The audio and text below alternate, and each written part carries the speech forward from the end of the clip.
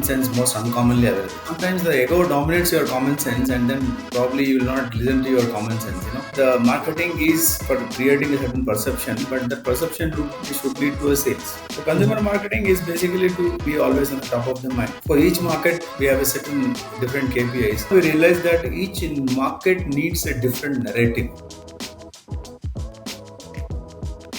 Hey there, welcome to Marketing Mavericks with Indiefolio. Today we have Chandra Reddy with us, who's the Senior Vice President of Sales and Marketing at Gemini Edibles and Fats India. He's been an expert in the edible oil sector and has spent the last 30 years building that category in the country. So I'm very excited to unpack his journey and learn a lot about marketing edible oils to consumers in India. Thanks a lot for your time and welcome to the podcast, Chandra. Good morning. I'm happy to be with you, Kavan. Morning. Very excited for this chat. And the first thing, Chandra, I usually ask everybody who joins the pod is asking you about your journey. You've been doing marketing and sales for a long time. It's been over 2 decades. I wanted to know, in the 80s and 90s, when, from what I understand, marketing was still in the nascent stages. How did you decide that you want to hop into this as your career choice? Yeah, me getting into this sales and marketing is basically very different from other employee seeking or professionals. I actually happened to work. I began my work seriously working in other work before I was working in a part time. But ITC I started as a purchase. That purchase that was agrotech. It is basically who has actually pioneered sunflower marketing, who made sunflower popular. That happened to be from Hyderabad. So after my graduation, I started working in agrotech in purchase, where I was responsible for packaging materials and part of engineering materials and chemicals, but not the core raw materials which constitute 95%. I mean edible oil, raw materials like oils and seed, etc. But I out of my passion to do new things and to learn, they used to call me as a taskmaster. Something Okay. there's a problem, I used to be always there. The HODs were nominating me, wherever the problem is there, this material is not there, this has to reach tonight, or this has to reach in the next few hours. So with that 3 years of background experience, and that's the time that we put up a plant. Agrotech has put up in a plant, sun seed crushing plant in Mantralayam, in Adoni, in Andhra Pradesh. So they nominated me to support the seed department. They call it a crops. It is buying a farmers in the market yards seed directly from the farmers. So I was into logistics, whatever is tons and tons, moving from the market yards to the warehouses and then to the plant according to the plant requirement. So this material is being bought, this seed, sunflower seed then was bought from in and around, of course, Andhra Pradesh states, and also seasonally, Punjab and Haryana and all that. So that has given me immense exposure in terms of the crop availability, seed quality issues, what are the storage conditions, what kind of seed, how to store all that. So post that, again country was open to imports. Till such time it was basically the imports were with the government companies like MMTC, STC, and State Trading Corporation, Minerals Metal. They were basically channelizing agents supporting the state's public distribution system. Okay. Okay, then in the early 90s, the government of India has, at the time, PV Narasimha Rao was the prime minister. They opened the country to various products and services, so as edible oil. So all private companies also started importing the sunflower oil, palm oil, etc. that is required to the country. So then I was again moved to port operations. Okay. Port operations includes vessels planning and tankage planning, getting into unloading, dealing with port officials, customs officials, port food departments, and then moving it to the plant and all that. So in a way, then I started in purchase, moved to crop logistics, again moved to port operations. It is the journey like in a 360-degree, right? It is purchase to kind of a sales. So then I, of course, in the post in the Kalmar, I moved to trading, in charge for responsible for selling of refined oils and all that. It is a bulk farm. So that's my journey. And after everything, the Kalmar then management asked me to take over the sales and marketing. Okay. So like it's all actually sales, and later marketing also is added. So it is way, it is like everything. purchase, seed buying, port operations, trading, and then sales and marketing. So my journey in sales and marketing started in 2004 in Akalmar.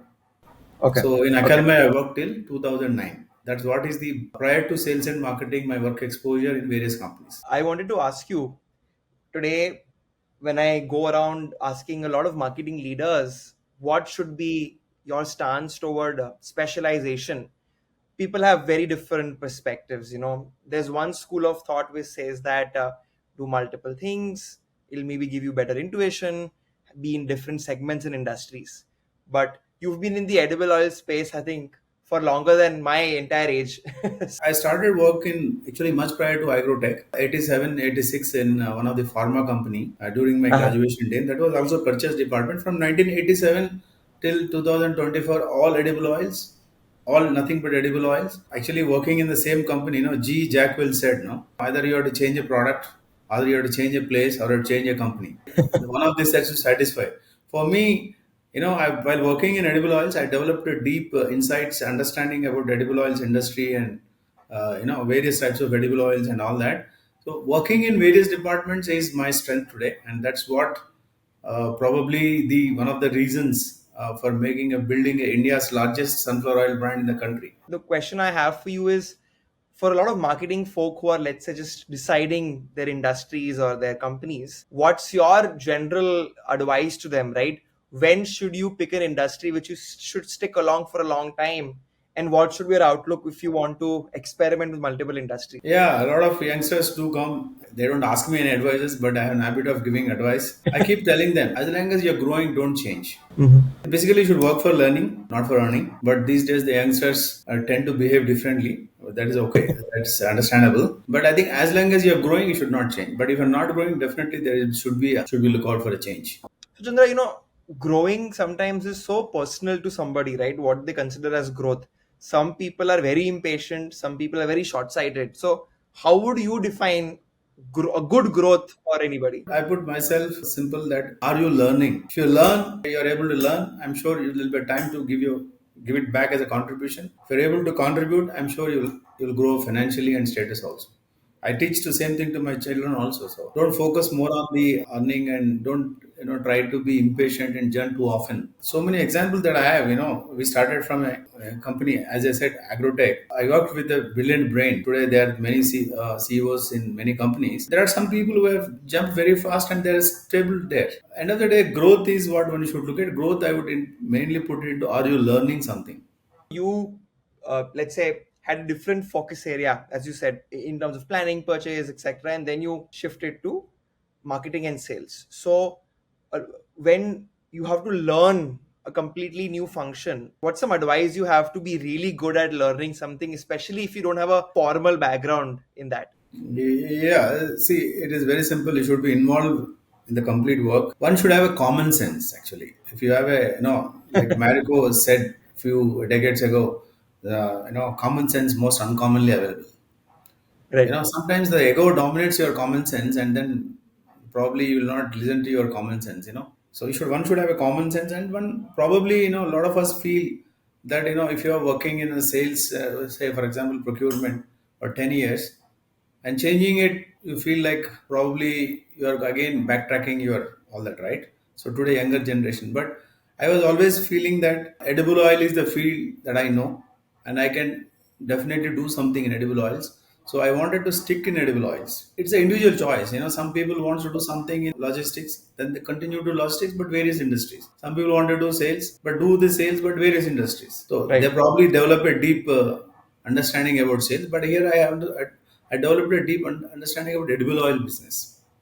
So it's an individual choice. But if you want to do any different thing, it's only basically your ego should keep aside. You should be here to learn, and you should probably most common sense that is should be used. Fantastic. I think domain expertise, getting your hands dirty, and just, I think, having common sense is what really helps you succeed, as you said. I couldn't agree more. Wanted to now ask you about leading sales and marketing both in a company. You see a lot of brands today having a very separate marketing and sales team. That's because of also the whole marketing mix has become so complicated now. How do you go about ensuring that both of them function well and that you give enough focus to both those areas? See, although marketing has a separate KPIs and goals and sales have a separate goals, but it is good to be integrated. But at the end of the day, the marketing is, it is for creating a certain perception, but that perception should lead to a sales.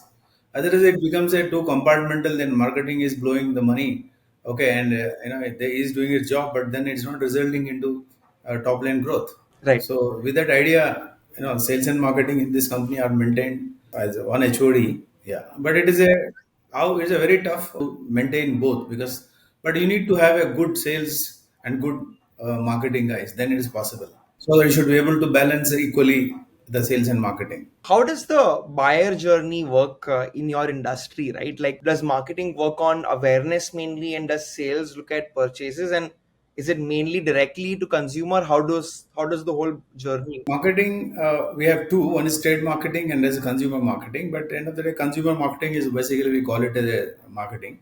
So consumer marketing is basically to create, to be always on the top of the mind.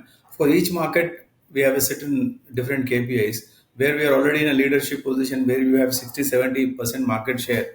There the needs are different. Where we are growing, where we have a 10%, 20% market share, we need to increase further trials. There the marketing goals are different where we've just launched a product, then the marketing goals are different. Sales comes in from what point of view? Because I may directly as a consumer purchase it. So, what's the real role of sales in a CPG company? Making sure that the product is penetrated very well to the retail outlets because ours is edible oils. Edible oils basically have a reach in 100% of the homes. In addition to the homes, the edible oils are also used in the food and restaurants, I mean hotels, restaurants, caterers, etc. Also in the various canteens, etc. So making sure that the product is available across all the chains. But the complications today that have of late have arisen is because multi-channel. Today the consumer has options buying from a mom and pop store, going to a neighborhood supermarket, or going to a D-Mart and going to a big store like D-Mart, or buying at home and buying through the Blinkit and Zepto. So, but that's where the complications have increased from a sales guy. That conflicting with each channel. Today, all these supermarkets they wanted to attract the consumers. They're just selling at a bare profits and sometimes the negative profits also. One channel is unhappy with another channel. So sales have become very tough of late with the so many channels in place. I wanted to now kind of touch upon growth of the edible oils generally as a industry, right? You've, as I said, been here for several years. What's been a fundamental change as per you? Is there a change in the marketing mix? Is there a change in the customer? I'd love to hear more. Yeah, if you look at it, clearly the industry has changed prior to 90s and post 90s. Mm-hmm. But between Okay. 90s to early 2000, basically it's a transformation period. Mm-hmm. Basically the way things industries have come in, but they don't know what to do. But then it's consolidated. I mean, the direction is clear from post 2000 onwards. So if I have to break this into two from an industry side and the consumer side, of course you can also put it as the marketing side. Of three sides if you put it. The industry side, with the country open to the so much foreign investments, so the obviously employments have increased, GDP has increased, so as edible oil per capita consumption also has increased. Around 90s it was around 9-10 kgs. Today it's around 17-18 kgs kind of a per capita edible oil consumption is there. But domestic production is stagnated at some number which is 6-7 million tons. Our consumption is around 23 million tons. So with what happened is all manufacturing facilities prior to 90s were in the inside the country. Edible oil like Hyderabad, Indore, Kanpur, Bombay, wherever the demand centers are there or wherever the raw material is available. But with the imports being open, where two-thirds of the country's demand is met through the imports, capacities have been built in the ports. Because we are importing, then global giants also have come in. Global agri giants have also in India have set up the companies. So that is on the so small. If I have to put it in compare it with 90s, in Hyderabad there were 30 units were there, which were basically refining or doing a crushing or anything, 20 tons per day, 30 tons per day. Out of 30 units today, hardly 3 4 are there. Small and medium have moved to a large units. Global giants are coming in. So that is on the industry side. On the consumer side, because per capita consumption has increased, a lot of migration of the consumers also happened because with the IT and in place. Today, if you come to Bangalore and Hyderabad, a lot of their country population from Assam are here, population from Rajasthan, Gujarat, across they are there. So then they're carrying their cooking preferences also. A guy is from Bengal is here. Obviously, you want a mustard oil here. So the earlier it was only a groundnut oil state. It is of course later transformed into sunflower consuming state as far as Andhra Pradesh is concerned. But in urban conglomerates like Hyderabad and wherever industries are there, every oil is now being sold. With Keralites coming in here, coconut oil is being sold. So on the consumer front, the consumption has increased. Loose oil to packed oil is increased. Mhm. Okay, earlier it was mostly sold in loose condition, but with the of course health preferences and all, people don't want to risk, so they want to buy the familiar brand, that they want to buy brand that they are comfortable with. So brand sales have increased, and then different kinds of oils have been increased on this thing. On the marketing, as the if you have to do only sell the loose oil, then you don't need to set up a sales department. A factory manager will sell. But the moment packed sales have come in, plants started selling. It is the branded sales have increased. Obviously, because of the competition, you need to market. So you need to be continuously engage the consumers and what value you are providing, what perception you are building. On that front, you have to do marketing. So the marketing, when it is there, the challenge is even more complicated.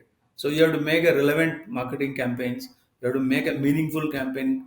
So all that. So with the thing, with on the consumer front, marketing. Now, but with the advent of internet and so many mediums and digital growing, so the complications and marketing have increased. I would put it the options of the marketing have increased. Right. So in three buckets: industry, consumer, and product. Brilliant. Thanks for unpacking that in such a detailed manner. I want to follow up on the marketing aspect. Marketing essentials and things like oils, which are like, fast moving. It's so difficult for you to have that brand preference or saliency, right? And again, pardon me, I am not a big cook. I don't go to the kitchen often.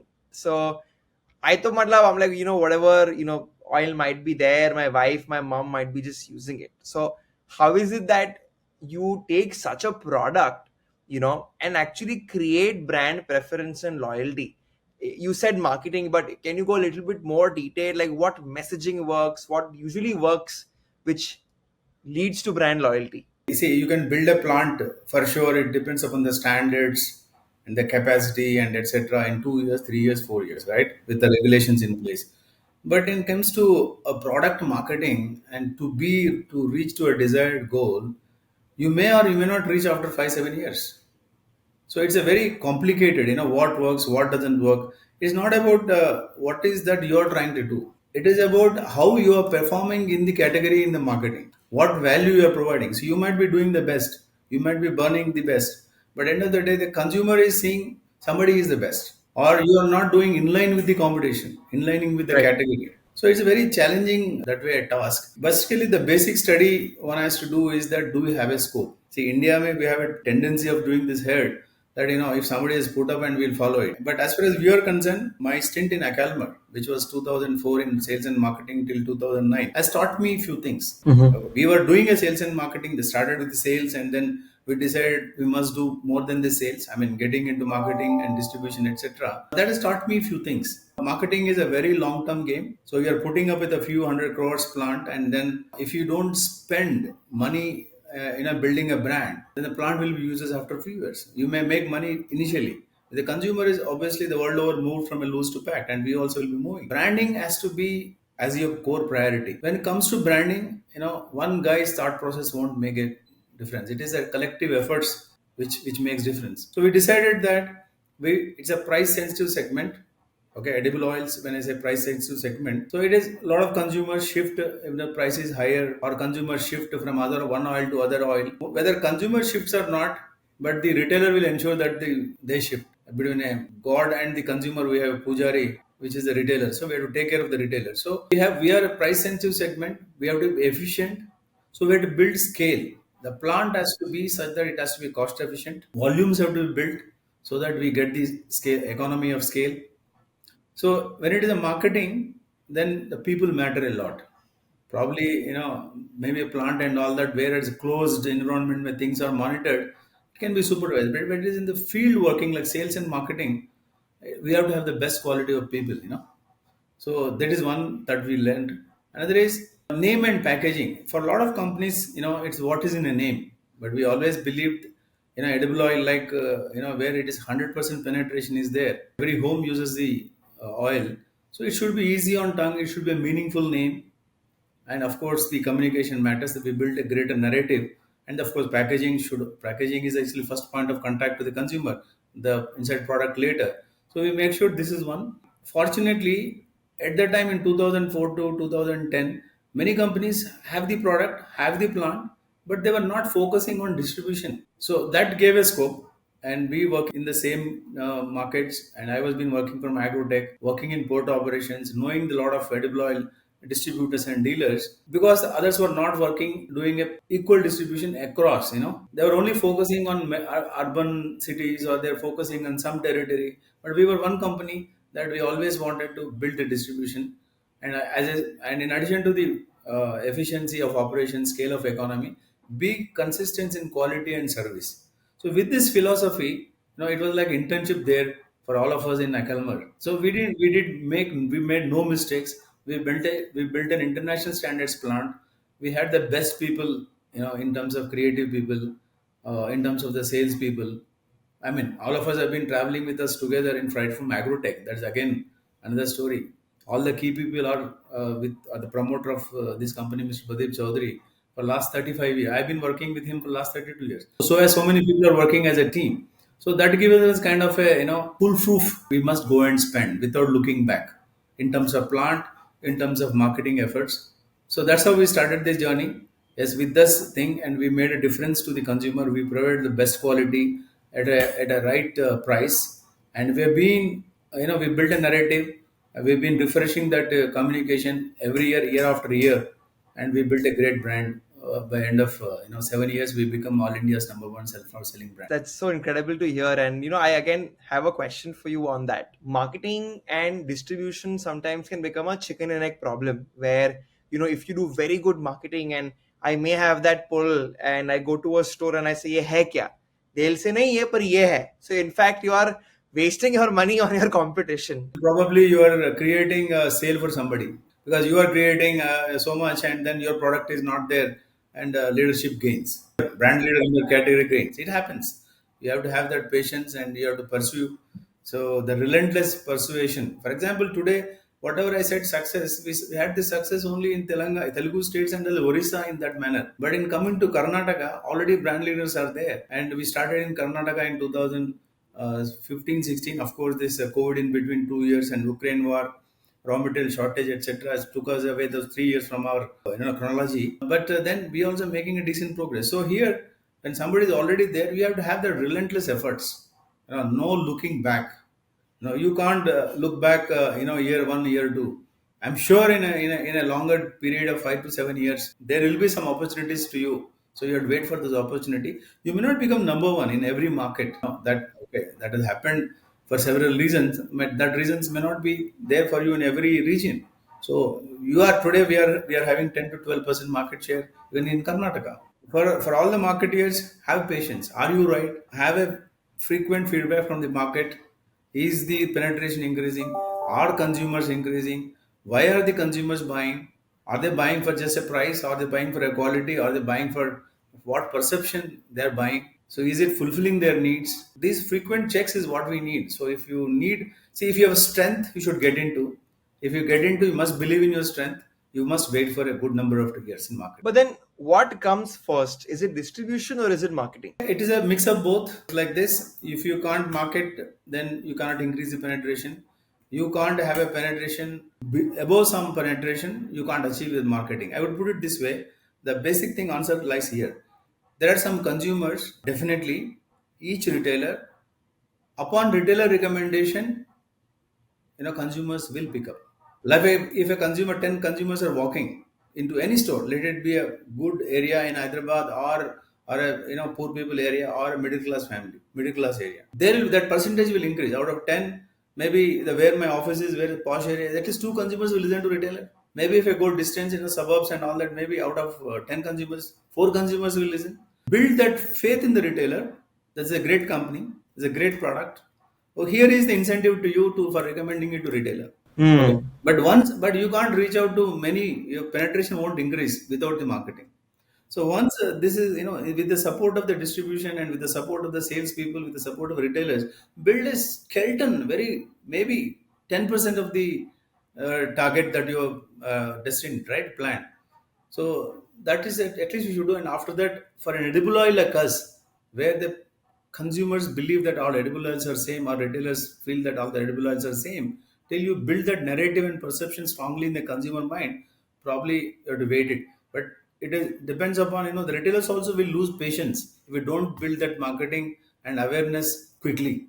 You can't with this you can't really wait for 6 months or 1 year. So it has to be a very quick program. You just have to scale it up, distribution to the minimal level, within 3 months, and we have to probably go ahead with the marketing. Is what is my learning. It can People may have a different opinions. I love that. I think it's a great way to, kick off, take the retailer who is the influencer in your confidence as a nice way to at least get that initial boost. I want to now ask you about expansion. You mentioned that you have a certain market share in one area, and then you have different priorities for the other. So when is it that you decide that, okay, now it's time for me to move to the other market? Is it a certain market share? Is it a certain revenue? What's the benchmark? What we have been doing it is because each market needs to be nourished properly. So the leadership time has to be given. Unlike great companies, just do an all India launch and etc.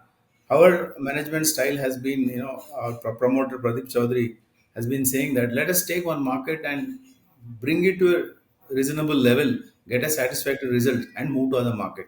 So we started initially in these Telugu states, later moved to Orissa, later moved to Karnataka. Because of this COVID, as I said before, it delayed a lot. Last year, before which we launched in Chhattisgarh, we reached already 8%, 10% market. But Chhattisgarh historically has been a low sunflower consuming state. But bigger state is Tamil Nadu, which is as good as in terms of sunflower penetration is equal to Telugu states. So we are making a plans to launch in Tamil Nadu very soon. Probably July and August is what we are launching in the next as far as sunflower oil concerned. Now I want to talk about marketing and campaigns or advertising, right? So I had a look at your recent campaign, which is the cholesterol ki safai ka specialist.